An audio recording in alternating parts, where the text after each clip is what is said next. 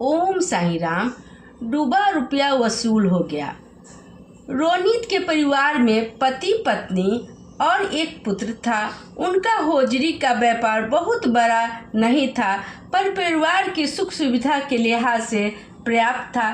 लेकिन मुसीबत कह कर नहीं आती। उनके व्यापार में उधार देना जरूरी था, नहीं तो बाजार की प्रतिस्पर्धा में वे टिक नहीं पाते। ऐसे ही एक व्यापारी की तरफ उनका बढ़ते बढ़ते 4 लाख रुपया उधार हो गया। अब उस व्यापारी की नीयत में खोट आ गई और वह उधार चुकाने के लिए रोज नए बहाने करने लगा।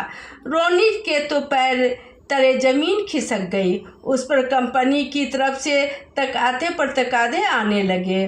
कंपनी के एजेंट कहते थे कि अगर उन्हें कंपनी का पैसा समय पर जमा नहीं करवाई तो कंपनी उन्हें माल देना बंद कर देगी। रोनित की तो रातों की नींद उड़ गई, दिन का चैन हराम हो गया। रोनित इसी सोच विचार में निमग्न अपनी दुकान पर बैठा था, तभी उनके मित्र शर्मा जी आ गए।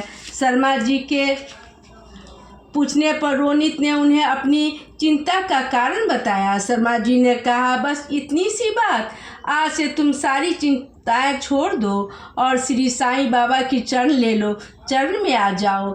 फिर शर्मा जी ने अपने बैग से श्री साईं व्रत कथा की पुस्तकें निकालकर रोनित को दी और बताया कि कलयुग में शीघ्र फल देने वाला यह चमत्कारी व्रत है। आप आगामी गुरुवार के 5, 7, 9, 11, 21 पुस्तक को व्रत की मन्नत मानकर श्री साईं व्रत करना आरंभ करें, फिर देखें इस व्रत का अद्भुत चमत्कार।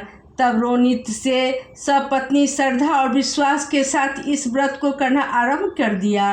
व्रत करने के चौथे ही दिन वह व्यापारी उनकी दुकान पर आया और कहने लगा कि उनका माल बेचकर उसे बहुत लाभ हुआ और उसे और माल की भी ज़रूरत है। साथ ही उसने पुराना बकाया पैसा तो चुकाया ही, साथ ही अगले माल के लिए भी रुपये एडवांस में दे गया और रुपये चुकाने में हुई देरी के लिए क्षमा मांगी।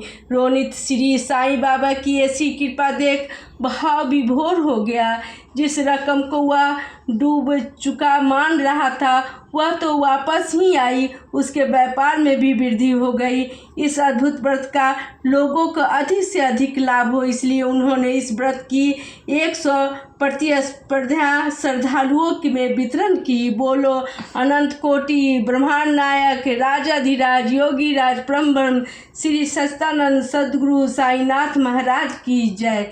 इस तरह साईं बाबा ने